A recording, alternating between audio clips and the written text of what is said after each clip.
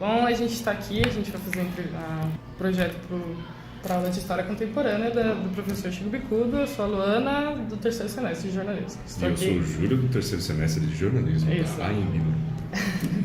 Eu estou aqui com a professora Nilza, professora de História, formada em qual faculdade? Bem, a minha primeira faculdade, em 89, quando eu terminei, eu fiz numa antiga universidade que depois teve que vender o curso, que é a Universidade de São Francisco, lá que é do Paris, né, instalado no Paris. Depois, quando eu estava no último ano, a faculdade vendeu o curso para o objetivo se transformar em Unip.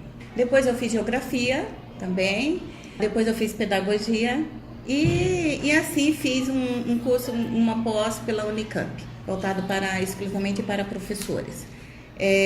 Fui professora do Estado durante 27 anos, hoje sou aposentada.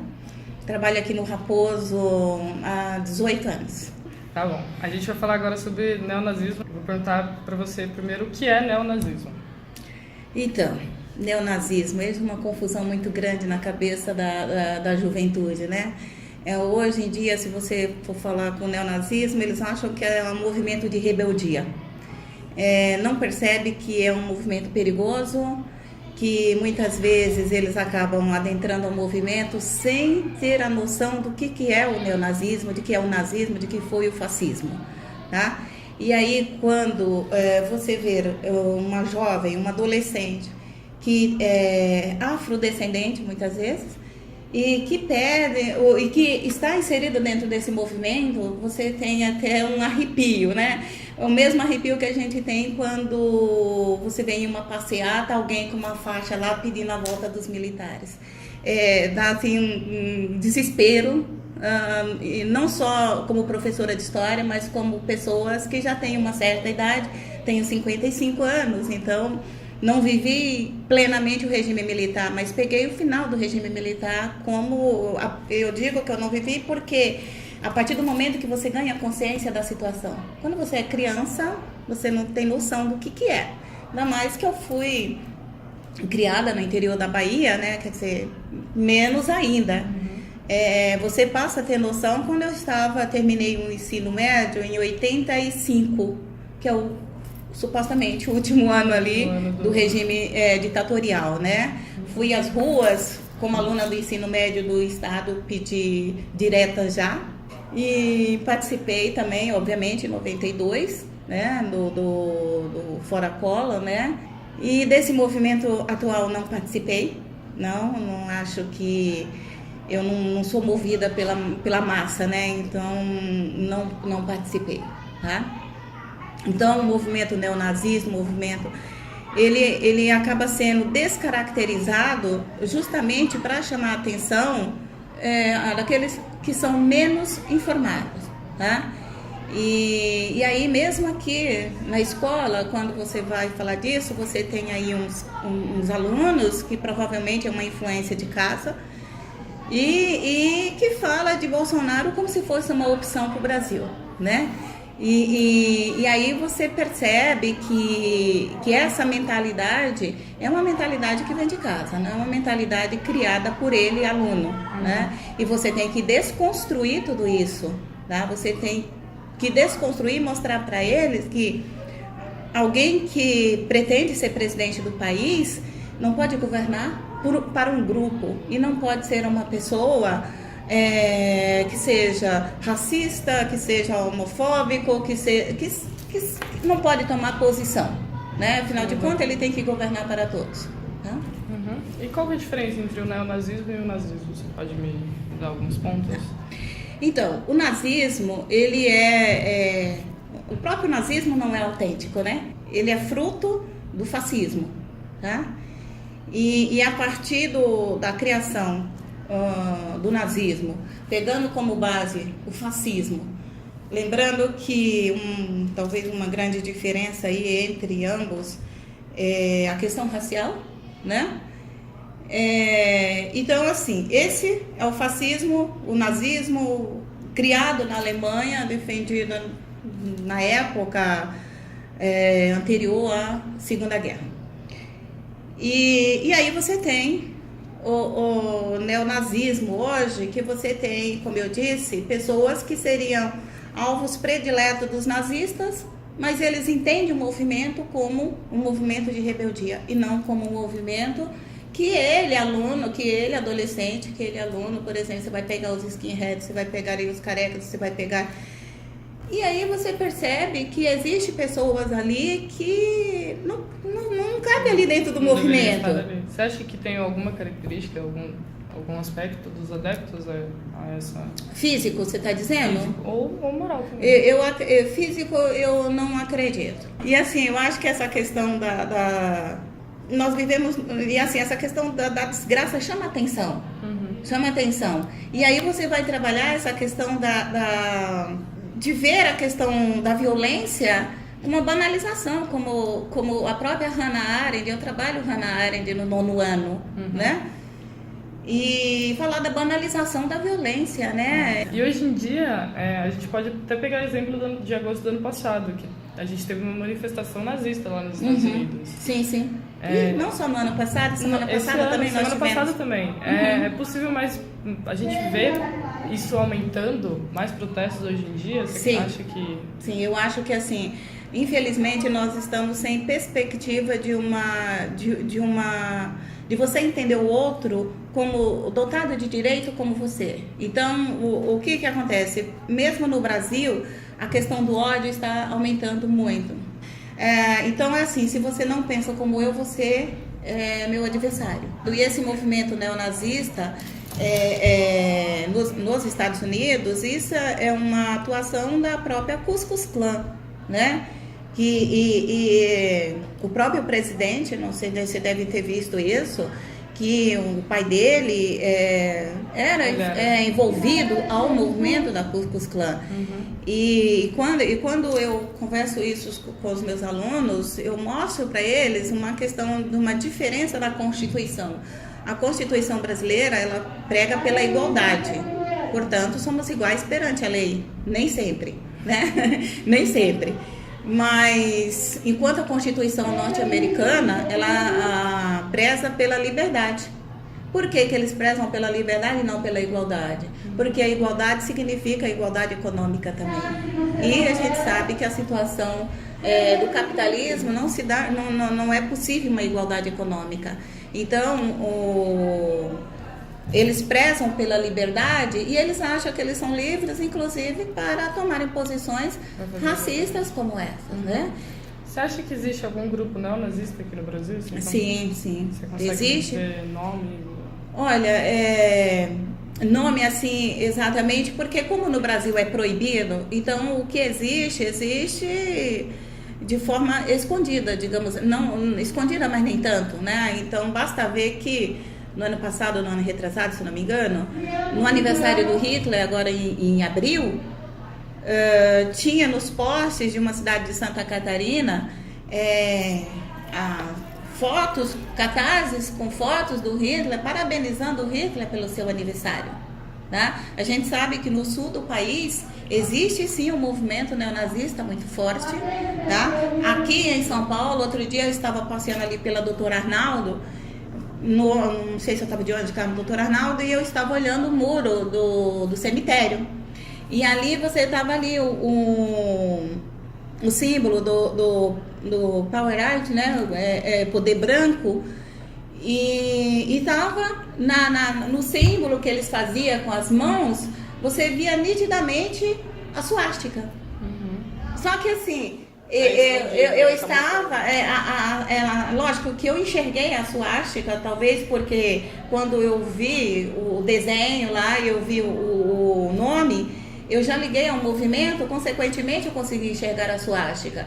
Mas uma pessoa, por exemplo, que não tem esse conhecimento, que não tem essa noção, eles vão entender que é apenas um movimento de mãos, era um movimento de mãos, e que ali estava escondido, estava ali numa mensagem escondida a característica desse movimento neonazista aqui em São Paulo. Tá? Então, a gente sabe que vira e mexe, principalmente essa questão da internet, da Deep Web, a gente sabe que circula tudo isso, né? Você acha que o movimento tem capacidade de descontrolar e chegar ao estado que foi no século XX? No Brasil, eu acredito que não, porque é crime.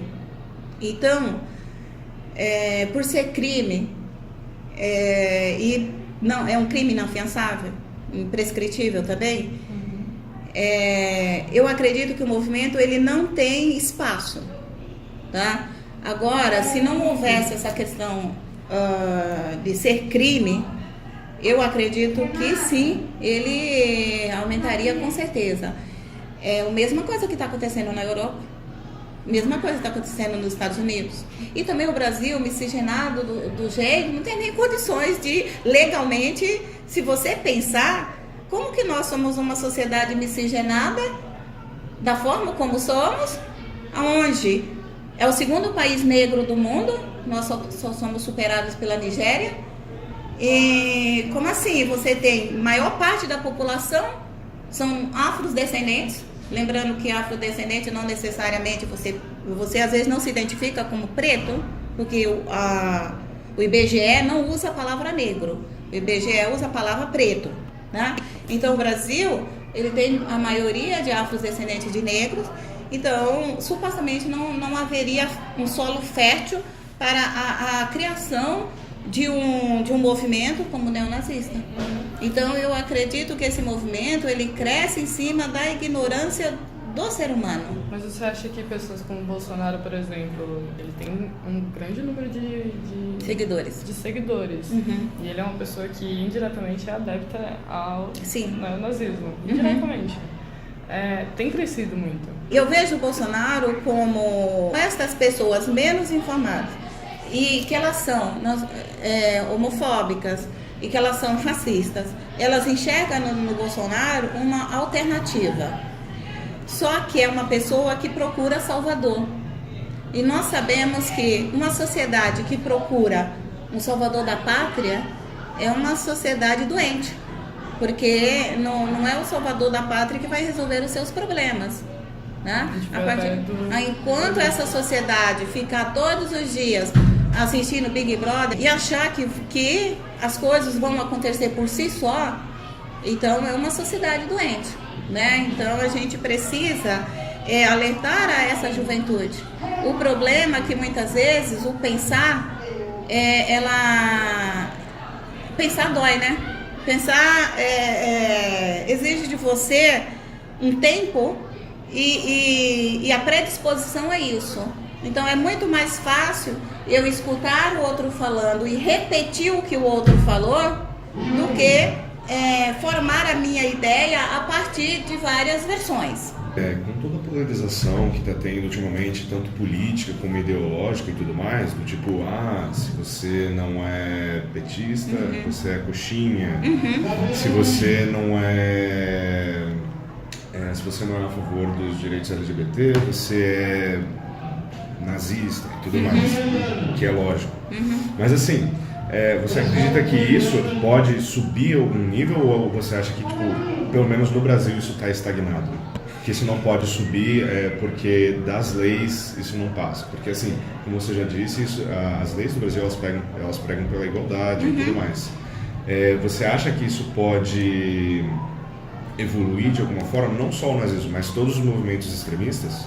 Olha, eu acho que pode subir a partir do momento em que as pessoas acreditar em tudo que é publicado agora no fake news, no famoso fake news. Então, você tem lá, de cada 5 coisas publicadas na internet, você tem 3 ali que é fake news.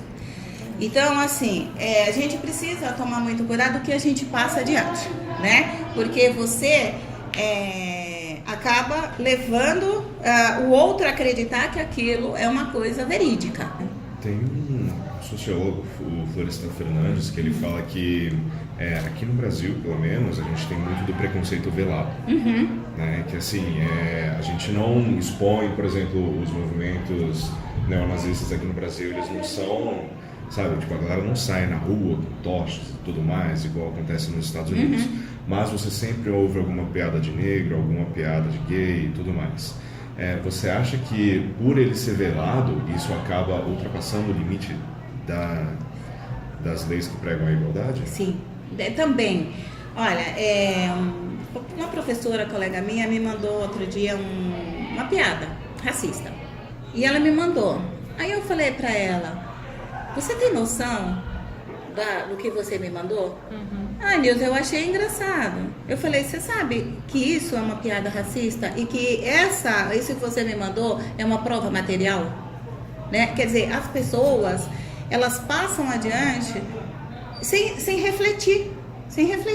Tá? O que está faltando? Eu acho que o que falta muito pra gente é o sentimento de alteridade, o sentimento de se colocar no lugar do outro. Né? Quando eu me coloco no lugar do outro, eu vejo o outro diferente. Mas essa questão de se colocar no lugar do outro está muito difícil. Então eu acho que a gente precisa... Há uma junção entre família e escola. Sim. E a sociedade como um todo. E a sociedade como um todo. Para que movimentos como esse, como o neonazismo, como qualquer outro que fere os direitos humanos, não passe para frente. Exatamente. Eu acho que é bem isso mesmo. E entender direitos humanos não como direito de bandeira, mas como direito do ser humano. Então essa foi a nossa entrevista com a professora Nilza Neves. Eu agradeço muito por você ter feito essa entrevista com a gente, vai ajudar pra caramba. E foi uma conversa muito altruísta, muita absorção de relembrar os momentos que eu tive aqui e ver quem dá esperança. E a gente entendeu, né, o nazismo, entender que ainda há esperança que a gente pode mudar. Muito obrigada. Foi um prazer recebê-los, tá? Estou à disposição. De uma coisa você pode ter certeza, a gente trabalha sempre aqui na questão do respeito ao ser humano, né? E eu acho que assim, toda a sociedade, quando ela entra num problema chamado economia, dinheiro, você transforma o ser humano, né? Então, essa questão do dinheiro, o ser humano, ele precisa ser muito seguro de si, ele precisa ser muito ético para não se envolver. Não se envolver porque é terrível, né?